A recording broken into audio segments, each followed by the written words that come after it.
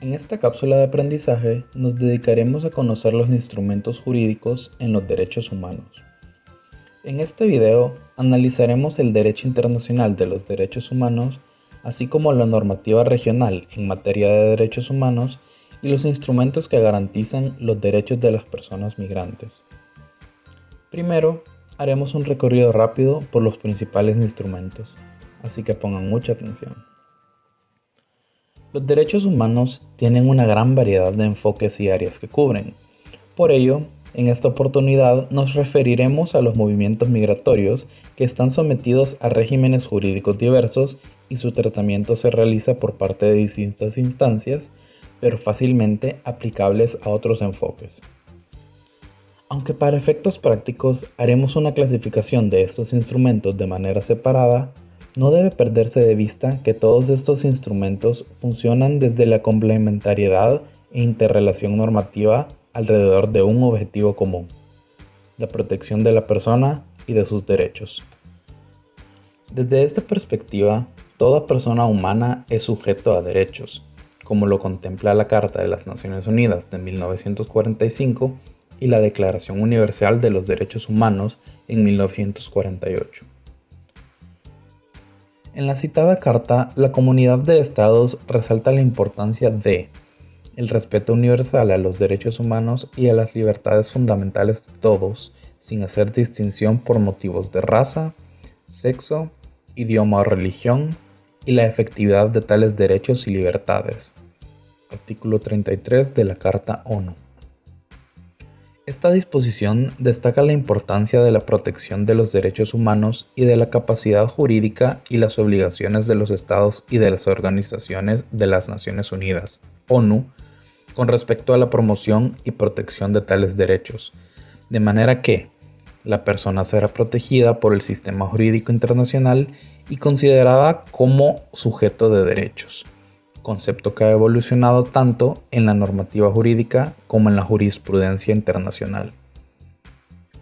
Estos derechos están amparados por la Declaración Universal de los Derechos Humanos, así como por otros instrumentos internacionales y regionales que abogan por el goce, respeto y protección de estos sin discriminación. Vamos a conocer ahora los instrumentos jurídicos universales y regionales de protección de derechos humanos. El derecho internacional de los derechos humanos está conformado por los tratados e instrumentos internacionales adoptados por los estados tanto en el plano universal como regional. Por las normas de origen consuetudinario que se han cristalizado como tales por medio de las declaraciones internacionales, así como por principios generales inherentes a los derechos humanos. En este contexto, valga destacar que los estados tienen la obligación general de respetar y garantizar los derechos fundamentales, y el incumplimiento de esta obligación les genera responsabilidad internacional. Con este propósito, deben adoptar medidas positivas, evitar tomar iniciativas que limiten un derecho fundamental y suprimir las medidas y prácticas que restrinjan o vulneren el derecho fundamental. Además, la obligación general de respetar y garantizar los derechos humanos vincula a los estados, independientemente de cualquier circunstancia o consideración, inclusive el estatus migratorio de las personas. Los dos principales tratados internacionales en materia de derechos humanos se adoptaron en 1966 en el marco de las Naciones Unidas, y son el Pacto Internacional de Derechos Civiles y Políticos y el Pacto Internacional de los Derechos Económicos, Sociales y Culturales. Ambos tratados contienen los derechos humanos básicos universales que los estados de la comunidad internacional se han comprometido jurídicamente a respetar sin distinciones arbitrarias de ningún tipo. Otros instrumentos internacionales han venido a configurar un cuadro sistemático de normas y obligaciones internacionales para los estados a nivel global, lo que ha dado cuerpo a lo que se denominan los tratados de derechos humanos de carácter universal, que se observarán en los dos cuadros en pantalla. Para conocer más de estos instrumentos, deténganse un momento para ver ambos cuadros.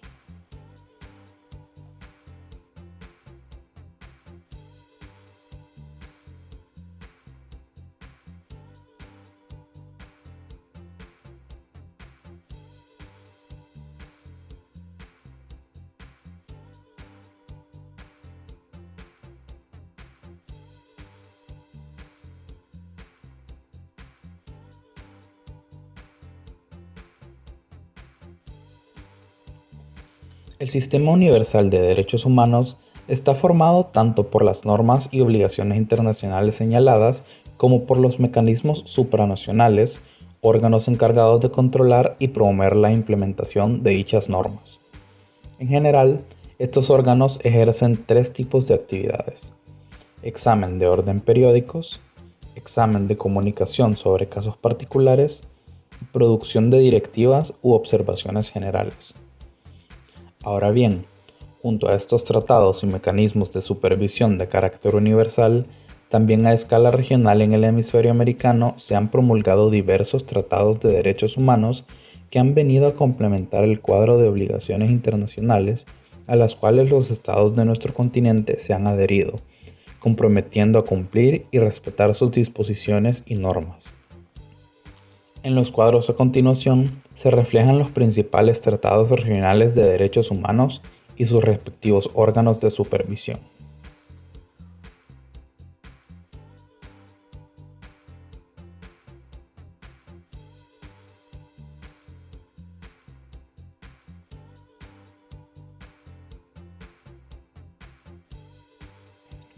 Tanto el Pacto Internacional de Derechos Civiles y Políticos como la Convención Americana sobre Derechos Humanos plantean la obligación genérica para los Estados parte de respetar y garantizar sin distinción los derechos humanos establecidos en ellos. Vamos a hacer un repaso por algunos de estos derechos. El Pacto Internacional de Derechos Civiles y Políticos y la Convención Americana disponen que toda persona tiene el derecho a que se respete su vida, y ésta no le puede ser privada de manera arbitraria. Asimismo, los estados tienen la obligación de garantizar la creación de las condiciones que se requieran para que no se produzcan violaciones de este derecho inalienable. Bajo esta lógica, la Corte Interamericana relaciona el concepto de una vida digna con la protección afectiva de los derechos de la vida, a la integridad personal y a la salud, íntimamente vinculados el uno con el otro. Según lo planteado por los artículos 9 del Pacto Internacional y el 7 de la Convención Americana, toda persona tiene derecho a la libertad y seguridad personal. Nadie podrá ser sometido a detención o prisión arbitraria, ni ser privado de su libertad, salvo por las causas fijadas por la ley. A su vez, la persona detenida será informada en el momento de su detención de las razones de la misma y notificada sin demora de la acusación formulada contra ella cuando ésta existiera.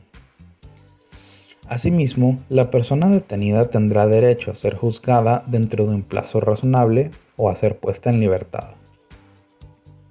Por otra parte, los estados también tienen la obligación de combatir la esclavitud, la servidumbre y el trabajo forzoso, incluida la trata de personas. La Comisión Interamericana de Derechos Humanos establece que la esclavitud puede tener las siguientes tres dimensiones fundamentales: el control por otra persona, la apropiación de la fuerza de trabajo y la utilización o amenaza de utilización de violencia.